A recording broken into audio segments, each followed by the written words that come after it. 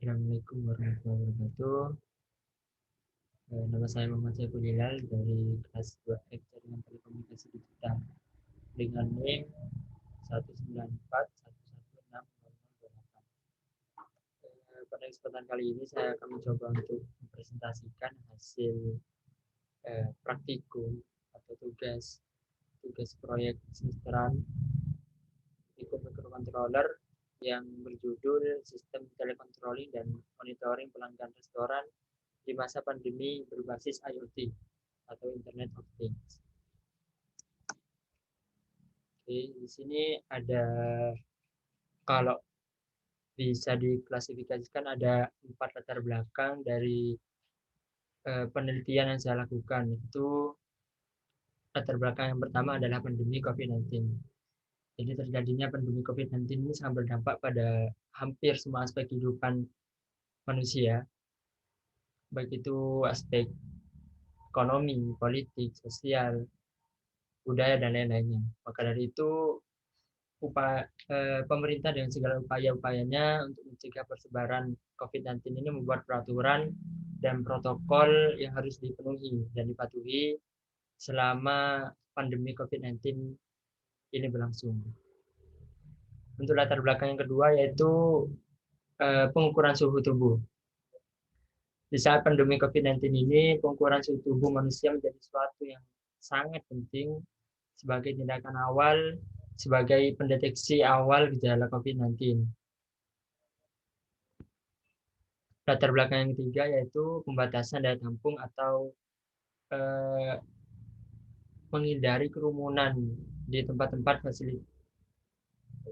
fasilitas umum seperti transportasi umum, masjid, halte, dan lain-lain. Termasuk juga restoran dan kafe yang daya tampungnya itu dipangkas menjadi 50% dari daya tampung normalnya.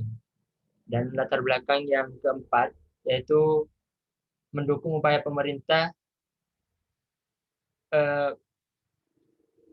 demi mendukung dan support upaya pemerintah untuk bisa mencegah persebaran COVID-19 ini, maka dibuatlah alat yang bisa mengukur sekaligus memonitoring suhu badan dan jumlah orang di dalam ruangan sebagai juga bentuk partisipasi mencegah persebaran COVID-19 semakin meluas.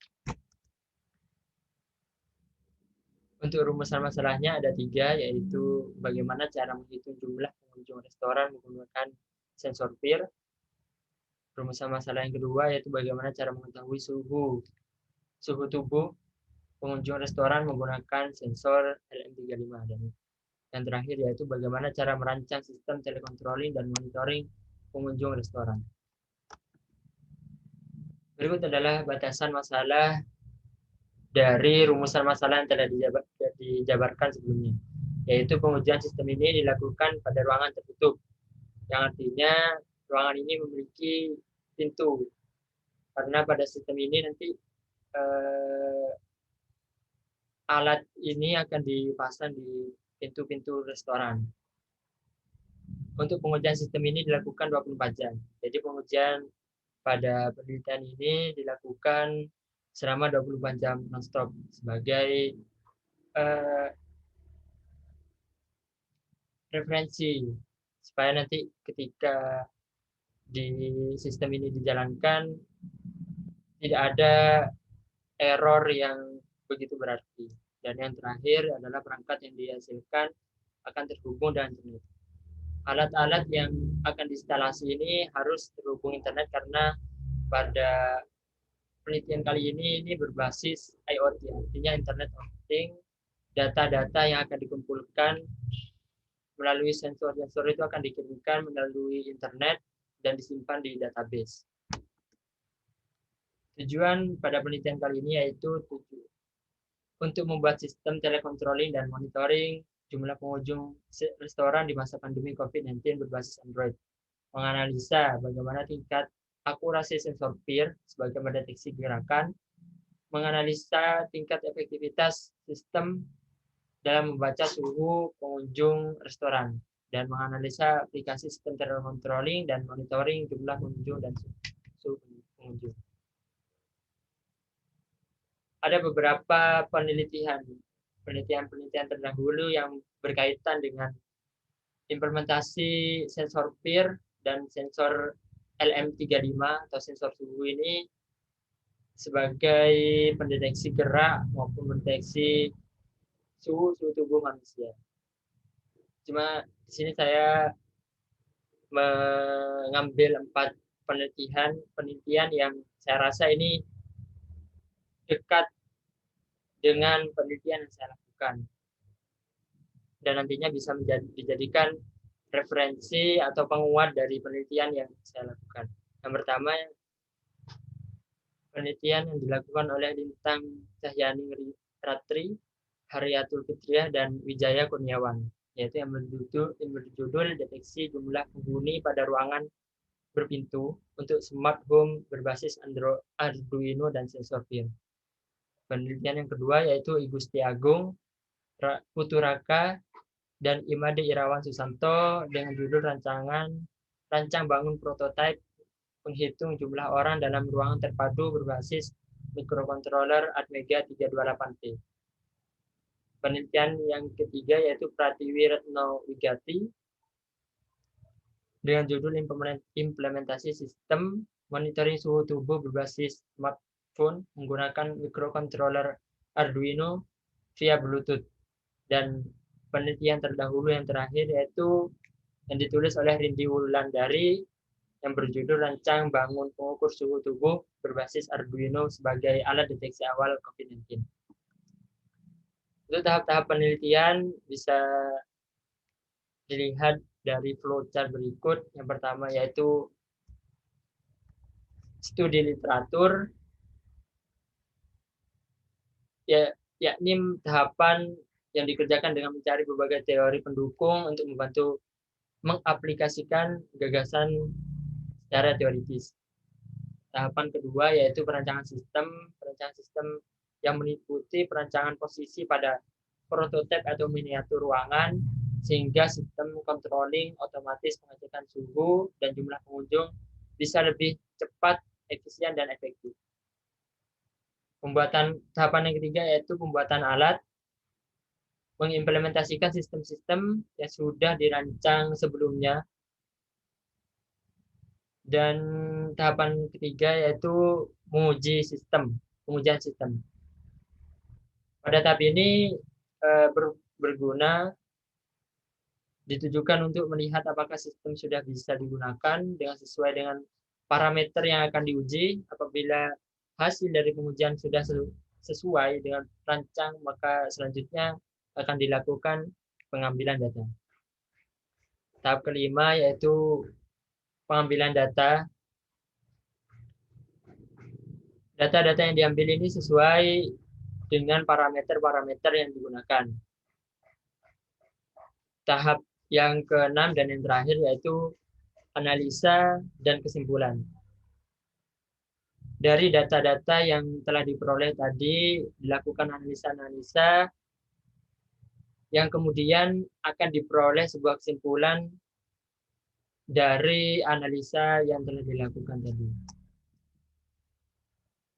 Untuk alat dan bahan pada penelitian kali ini yaitu ada satu Node ISP32 yang jumlahnya satu unit.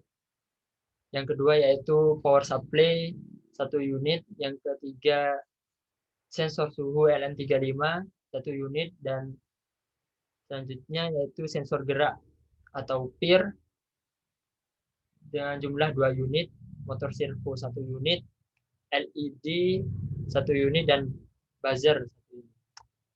Itu untuk alat dan bahan hardware. Untuk softwarenya sendiri kami menggunakan Arduino IDE, Firebase, dan Codular. Untuk blok diagram sistem bisa dilihat seperti ini. Input yang akan dimasukkan yaitu ada 2 input dari sensor LM35 dan input dari sensor PIR. Kemudian untuk ISP sendiri memerlukan catu daya. Yang ini dihasilkan dari power supply. Untuk input data-data yang diinputkan dari sensor LM35 dan sensor PIR ini kemudian akan diolah, diproses di node ISP32. Kemudian sebagai output dari hasil pemrosesan tadi ada berupa motor DC yang akan menggerakkan motor DC atau motor servo yang akan menggerakkan pintu. Ada LED sebagai indikasi bahwa apakah suhu tubuh pengunjung itu melebihi dari suhu tubuh normal manusia, dan ada buzzer di sini untuk memperingatkan bahwa jumlah pengunjung dalam restoran itu sudah melebihi batas maksimum. Data-data tadi yang diolah dan diproses di SP32 itu dikirim ke database atau Firebase melalui internet. Yang kemudian data-data ini akan dikirimkan ke smartphone pemilik restoran, sehingga nanti pemilik restoran bisa mengontrol tindakan-tindakan yang akan dilakukan, baik itu bisa berupa penonaktifan sistem otomatisasi dari pintu maupun bisa menghidupkan LED dan buzzer. Untuk flowchart cara kerja sistemnya bisa dilihat seperti ini. Dimulai dari start, kemudian menginisiasi masukan dan keluaran, input dan output, kemudian menghubungkan ke WiFi, membaca sensor gerak dan suhu, kemudian apakah sensor gerak atau PIR 1 jika ditambah dengan PIR 2 sama dengan lebih dari sama dengan 30. Jika iya, maka LED akan menyala. Jika tidak, maka dilanjutkan dengan mengukur suhu tubuh. Apakah suhu tubuh itu lebih dari sama dengan 37 derajat Celcius? Jika iya, maka buzzer akan on. Jika tidak, maka ke step selanjutnya. Jika tidak, maka akan masuk ke kondisi selanjutnya, yaitu kontrol dari pengelola.